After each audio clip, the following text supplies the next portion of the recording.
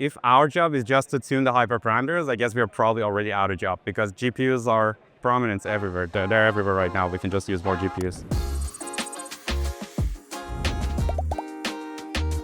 Hey, my name is Ashkan, and today we're answering impossible questions. My research is in 2D, 3D, 4D generative models and neural rendering. So let's get into it.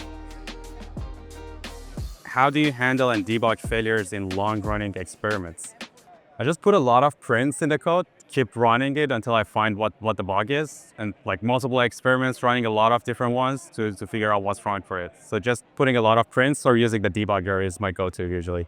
What's the best way to train a foundation model for sequential decision making? How can we gather and use massive amounts of data to train it?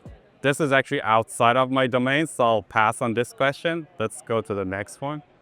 Scaling is all you need philosophy is dead. Validate or change my mind. What do you think is the best way forward?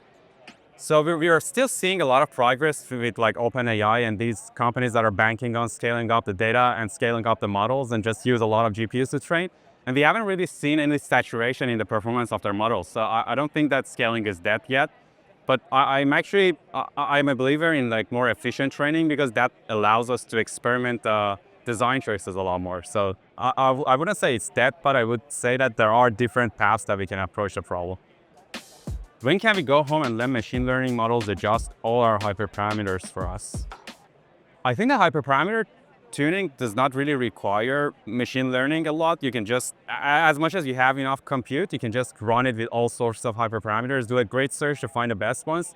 So if our job is just to tune the hyperparameters, I guess we're probably already out of job because GPUs are prominent everywhere. They're everywhere right now. We can just use more GPUs.